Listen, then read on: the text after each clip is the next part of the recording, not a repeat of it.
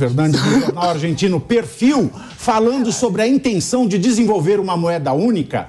Nicolás Maduro, olha lá, ó, presidente da Venezuela, entrou na onda e afirmou, né, animadinho em suas redes sociais, que apoia essa...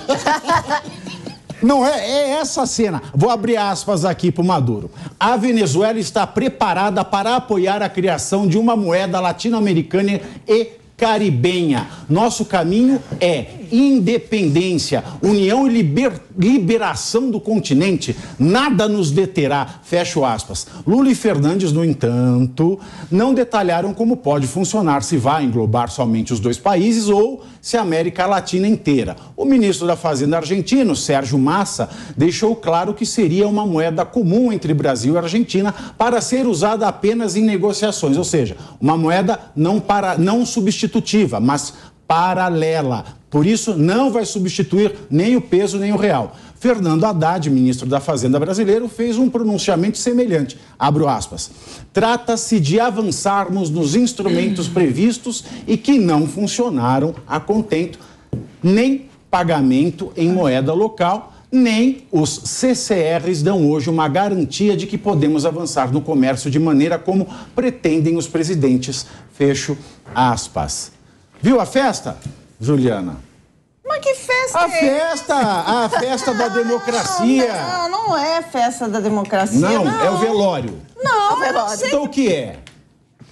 É o chá de revelação. Não é chá de revelação. Peraí, despedida de solteiro. Peraí, vocês estão juntando um monte de coisa aqui que não tem tanto a ver. Não tem, ó. O Lula foi para a Argentina. Pegou lá, comeu um alfajor. Tomou um café correto. Ele não foi porque ele ia ser preso. Exato. Mas o que eu comecei a falar? Mas aí agora a pauta é... se afastar. Exato. Não tem nada a ver. Você falou isso? Eu falei isso. O Lula falou que tem que tratar com carinho. O que ele quer pro Brasil, ele quer pra Venezuela.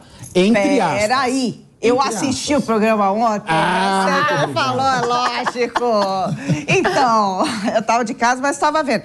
Então, sou pró-frente ampla. Então, para começar aqui, Marina ingressa no governo já tirando todos os problemas, porque se não houvesse essa frente, não haveria possibilidade de derrotar o Bolsonaro. Essa é a realidade. Só, eu fiz o L aqui um outro dia, na brincadeira, sei, para provocar vocês, tudo aqui, da brincadeira mesmo. Mas a realidade... Eu sou uma pessoa muito bem-humorada. Eu sei, mas todo mundo é. Mas a realidade é que o Lula, sozinho, ele dificilmente ganharia essas eleições também. Então, o que foi necessário fazer? Criar um arranjo democrático, institucional, partidário, aglutinando diversas forças da centro-esquerda para... lançar uma candidatura e tendo o Lula como um nome com mais musculatura. Aí tá, aí veio a frente ampla, elegeu ele. Aí ele vai lá, por exemplo, eu me candidato... se colou nisso, eu vou te dar um exemplo. Eu me candidato aqui a ser o defensor das crianças que sofrem violência, tá? Sou eleito para o cargo de defensor das crianças que sofrem violência. Aí eu vou fazer o seguinte, eu vou abrir uma sala... né, no meu escritório de defesa das crianças pro Nardoni, porque ele está abrindo a embaixada de novo para a Venezuela. O que o Maduro tem de democrata? Eu não vejo. Sinceramente, eu não vejo. Você não vê problema nisso? Não. Eu não vejo positivo. Eu não vejo como algo positivo. Muito bem. Eu concordo com vocês. Eu estou dizendo assim, olha, sou favorável à frente ampla, entendo todos os mecanismos eleitorais e junção de forças e tudo mais, mas não concordo. Não, muito bem, não. Não concordo, é isso. Porque, Dani, ele transformou a frente ampla pela democracia, é o que eu falei aqui. A frente ampla pela democracia foi transformada em traseira ampla do povo. Sim. Pavinato, apesar, né, a Juliana colocou que ela é contra essa aproximação, por exemplo, com a Venezuela, com essa insistência, mas nós vemos sim que existe uma certa insistência ali em tentar uma reaproximação com a Venezuela e possivelmente até mesmo realizar financiamentos. Mas com relação à pauta aqui da moeda comum, né, algumas pessoas acabaram confundindo, achando que seria uma espécie de euro aqui para a América Latina, mas como bem o Pavinato apresentou aqui, não é isso, pessoal.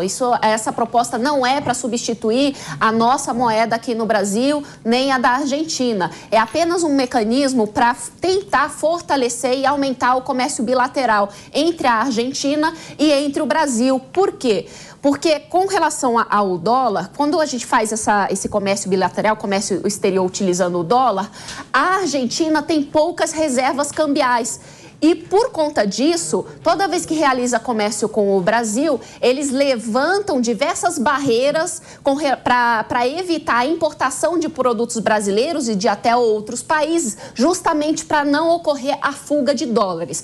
A solução que está sendo apresentada é um mecanismo para tentar facilitar este comércio exterior entre o Brasil e a Argentina, mas há alguns pontos que precisam ser analisados também. Por exemplo, se este mecanismo, essa moeda cartorária, por exemplo, que alguns estão chamando dessa forma, tá? For colocada... Nomes, né? Tem a moeda única latino-americana. Isso. Né? Tem outros nomes. Também tem o surreal ou peso morto. Aí, qual que é o problema que ainda não estão tratando a fundo e eu imagino e espero, sim, que os grupos de trabalho devam aprofundar. Essas são exatamente as garantias, porque se criar este mecanismo, podem ocorrer calotes caso esse mecanismo não seja bem construído. O Haddad chegou até a colocar como proposta, por exemplo, a criação de uma moeda virtual. Eu imagino que ele fale de moeda virtual, seja criptomoeda. Eu até acho uma proposta interessante, porque você pode trazer mais transparência utilizando o blockchain. No entanto, ele precisa ter muito cuidado para não ser uma nova Terra-Luna. Se você não sabe o que é Terra-Luna, depois você vai lá no Google e coloca lá. Conta, nossa, não faz isso comigo. Eu só conheço Brilha La Luna ou Brilha Quebrada. Que a Terra-Luna foi uma criptomoeda assim, que acabou com a vida de muitos investidores, porque ele saiu de $100 a unidade para abaixo de zero. Então, foi algo realmente que abalou o mercado cripto, a história da Terra-Luna. E se a criptomoeda aqui, para fazer a transação entre a Argentina e o Brasil, não for bem pensada, esse tipo de coisa pode acontecer e pode ser bem perigoso, não é? Agora, pode ser mais perigoso ainda se isso se expandir para a América Latina como um todo. Mas eu tenho que lembrar também que esse tipo de mecanismo de facilitação de comércio exterior também está há muitos anos sendo debatido dentro do âmbito dos BRICS. Então, não é uma proposta nova, é uma proposta de difícil implementação e eu acho que dificilmente vai ser implementado. Bom, o euro, né, professor Marcelo, ele demorou, né? Ele foi estudado muitos anos, décadas antes da implementação. Perfeito. Você tem que unificar a regra fiscal, você tem que fazer um Banco Central autônomo. O presidente que semana passada falou que Banco Central autônomo era bobagem. Vamos lembrar as coisas. Você tem que ajustar as políticas econômicas dos países e tem que ter alguém que pague a conta na hora de dar M, que foi o caso da Alemanha pagando a conta, especialmente da Grécia. Perfeito. Aqui não tem nenhuma Alemanha. Aqui tá. Aqui é casamento de pobre. Você vai juntar a pobreza. Pelo incrível que pareça, o Brasil poderia ser essa Alemanha. O Brasil poderia ser dentro da lógica da construção. Mas não é. E aí é a seguinte, a pergunta é a seguinte: você não acha que aceitando, se arriscando nisso, o Lula não está nem aí com a economia do Brasil, porque isso vai acabar com qualquer resquício do que sobrou de racionalidade no nosso sistema econômico. Ele não quer ser um imperador da América do Sul? Olha que coisa curiosa. É uma pena que não dá tempo para que eu possa explicar tudo isso. O Lula, quando ele se tornou presidente da República em 2003, havia o ideário de que ele poderia ser o novo Lech Walesa. Quem é um Lech Walesa? Era um cara que era um metalúrgico, sindicalista, que se tornou presidente da da Polônia, e ali em combate ao comunismo. Essa era a lógica. Mas ele seria, então, o proletário que chegou ao poder, sendo um novo indivíduo que poderia coordenar um conjunto de propostas mundiais. Não, a gente não pode esquecer que o Lula tinha a proposta do projeto Fome Zero Mundial. Ou seja, ele imaginava que ele poderia ser tudo isso e até tentou trabalhar. Recuou porque viu que as pernas não alcançavam. Mas isso teve uma outra lógica que aconteceu também. Surgiu uma personalidade que o Lula não gostava, ao contrário do que as pessoas falam. O nome desse indivíduo era Hugo Chávez. Por que ele não gostava? Porque o Hugo Chávez veio com uma proposta de fazer, sim, ser o imperador da América Latina, não apenas da América do Sul. E ele tinha um projeto de integração econômica, tinha um projeto de integração energética, mapas e mapas de gasodutos para percorrer a América Latina inteira. E ele tinha uma proposta de um socialismo do século XXI, em que ele praticamente quebrou a economia venezuelana e fez com que uma única empresa se tornasse uma espécie de holding para coordenar a economia, que era a PDVSA. Trabalhava com petróleo, mas coordenava todos os setores econômicos. Por qual razão isso que você falou dele ser o imperador? Chávez morre.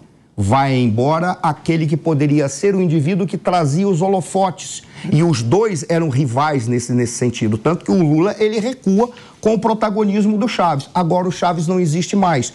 Mas, curiosamente, a ideia de integração, articulação, facho, os fachos se juntando para enfrentar alguém no mundo, eu não sei quem é essa pessoa no mundo que tem que ser enfrentada. É o imperialismo norte-americano, tal qual falou Maduro?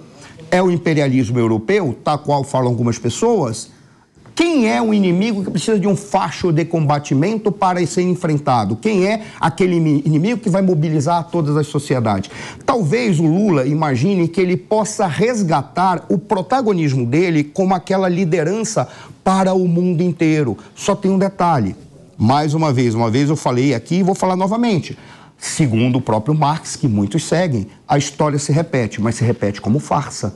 Porque as condições atuais são outras. E ele não vai conseguir reproduzir esses sonhos porque as pessoas já olham para ele prestando atenção nas suas contradições, como foi apresentado aqui. Como é que ele chega na Argentina e diz que a Argentina está em um momento privilegiado, que a economia argentina está boa, se a Argentina está quebrada? Então, começa a virar uma situação em que é mais discurso para criar uma imagem do que propriamente dito com projetos de execução concreta. Dentre eles, esse projeto da moeda, que não é uma moeda única. É uma tentativa de facilitar as relações comerciais. O problema todo, se a gente pega a União Europeia, para chegar à moeda única, foram resolvendo os problemas técnicos. E avançou-se no processo de integração. Começa com zona de preferência tarifária, depois zona de unicomércio. Aí vai avançando até chegar a um ponto como esse em que você cria. Agora já querem, mais uma vez, vem a política, uma decisão que a gente precisa resolver um problema com a Argentina e ajudar a tirar a Argentina do buraco. Né? Ele está com uma certa idade que ele não tem, ele tem pressa. Pressa do quê? Do quê? Ele tem pressa de realizar os seus sonhos. Quais? Os sonhos da grande ciranda da Unasul. Grande ciranda. Ele fala. Líderes sabe lá o que ele fala? Eu vejo tão diferente essa questão que vocês colocam, de verdade, e que entre choque, inclusive com a esquerda mais tradicional, assim, arraigada. Porque, por exemplo, você falou do discurso, né? Ele trata o tempo inteiro, desde o momento passado, sobre o desenvolvimento das classes médias. Sim. Enquanto parte da esquerda o tempo inteiro atacou as classes médias. Tanto é que essas classes médias se transformaram em grupos. Não, mas a questão é a seguinte: o problema é o discurso versus a ação. Não, mas não é só isso. Claro porque que tem algo que alimenta isso. Quem alimenta isso? Quem que alimenta essa liderança? Sabe por que a esquerda não gosta da classe média? Exato, isso é enganação, então, isso é engodo. Só que ele fala uma coisa, o discurso dos eleitores é outra, o discurso de uma parte da esquerda de estudioso é outra. Exato, é uma confusão. Mas sabe por que se detesta a classe média? É uma confusão, você precisa olhar as ações. É uma confusão, Pavinato. Eu posso falar, sinceramente, até no trabalho in loco de comunicação política, a gente tem, falo a gente da experiência que tive nesse trabalho, dificuldade de arregimentar determinados públicos, porque o discurso não se contradiz. Exato, mas a gente tem que olhar... Para mim, é aquela questão... Eu não posso olhar para um sujeito que está dando um bifa na cara da esposa e dizendo que ama e falar, mas ele diz que ama e ela acredita. Para mim, ele é um canalha bandido. Ele quem? O cara que dá a bife. Eu estou usando um exemplo agora, uma analogia. Uma analogia. Quando eu olho um homem o marido batendo na esposa e dizendo eu faço isso porque te amo, o discurso para mim não vale nada. Eu só vejo a ação. Tá, então a crítica você entende que ele não quer desenvolver a classe média? É isso? Ele não quer um país de classe média desenvolvida? O dinheiro do BNDES está indo para fazer um gasoduto na Argentina. Mas olha só, quantos empregos isso vai gerar no Brasil? Olha só, quando o Pavinato está falando aqui sobre a questão do BNDES, não é? Quando a gente vê o Lula sempre colocando o BNDES à frente para tentar resolver alguns problemas, mesmo que sejam pontuais em alguns países da América Latina, ele se esquece que nós temos, por exemplo, o Banco Interamericano de Desenvolvimento, que é justamente para realizar esse tipo de processo e esse tipo de investimento. Por que não fortalecer a América Latina e as suas necessidades prioritárias dentro do Banco de Desenvolvimento Interamericano? Porque este é o mecanismo correto para não ficar essa situação de que a população vê que o seu dinheiro está indo para países que já deram calote diversas vezes. E isso traz cada vez mais um descrédito para o atual governo, ao invés de fortalecê-lo, como se imaginava que ele poderia fazer. E, Rodolfo, tem mais ainda, viu, Rodolfo? Passando para você, não é só o gasoduto, tem também o projeto de financiar importadores argentinos que comprem produto brasileiro. Então, o cara que tem um negócio na Argentina, ele quer comprar produto do Brasil, o Brasil vai dar dinheiro para esse pessoal comprar produto brasileiro. Que sentido tem isso? Um país com um nível de calote desse e ainda vinculando ao seguro de exportador, seguro de garantia do exportador, né, com o fundo de garantia ao exportador, uma coisa muito louca. Por que ele não dá, então, isenção fiscal para quem queira trazer uma empresa no Brasil, desenvolver uma nova técnica? Que a lógica não é do livre mercado. Esse é o problema. Aí você ajuda a classe média brasileira. E outra coisa, só respondendo a Ju, quando ela fala que tudo isso é uma questão de narrativa, que ela não consegue captar novos públicos, eu devo lembrar que no primeiro dia, logo depois das eleições, o Lula ganhou as eleições, trio elétrico, Avenida Paulista. Ele faz um discurso onde ele já começou a separar as pessoas. Por isso que tem essa dificuldade de trazer novas pessoas para esse governo. Porque ele fala, no meu governo nós vamos dirigir para a esquerda, nós vamos governar para o meio e no meu governo não tem direita. Então ele já separa as pessoas. Por isso que você, sendo de esquerda, você também encontra dificuldade de colocar o raciocínio lógico de uma política que deveria ser para todos e não é. Agora, voltando à pauta aqui das negociações, uma coisa me chamou a atenção nesse texto que você leu, porque eles querem uma moeda, simplesmente uma moeda comum entre eles, para ser usada apenas em negociações. E aí eu não sei responder essa pergunta. Ninguém consegue, nenhum economista consegue vislumbrar. Não é uma moeda que vai transitar como se fosse o euro ou como se fosse o dólar. Não é o euro, que você vai em qualquer lugar da Europa e o euro tá lá fora, né? A Grécia, que a gente já deu esse exemplo da Alemanha e Grécia aqui. Mas o resto é uma moeda única que transita. Não, eles querem criar uma moeda simplesmente para transitar entre eles nas negociações. Seria um ponto de referência. Por favor, mas qual é a lógica disso? Não dá para fazer esse chute que eu vou fazer aqui. Mas quando foi criado o real, por exemplo, era cruzado.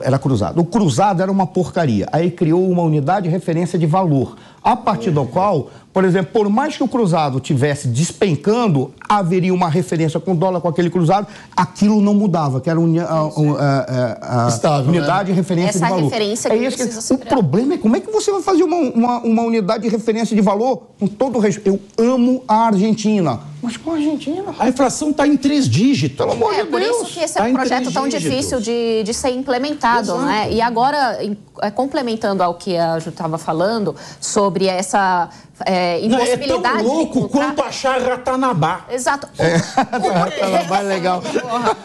O porquê que é tão difícil, né? Por exemplo, a Juliana conseguir angariar novas pessoas ali no governo. Justamente porque as pessoas esperam um mínimo de coerência. E quando nós analisamos tecnicamente todas essas ações, nós não encontramos coerência. Então, é por isso que a comunicação ela é tão importante. As pessoas que pensam, né, Dani? Porque o pessoal do ódio do bem claro, também, mas aí o que a Ju está buscando são justamente as pessoas coerentes e que possam, sim, levar a sério diversos... E ela mesma falou que ela é contra uma embaixada. Agora veja, ó, o Marcelo ele trouxe aqui um dado, ele falou do Chaves, ele falou que ele quis centralizar o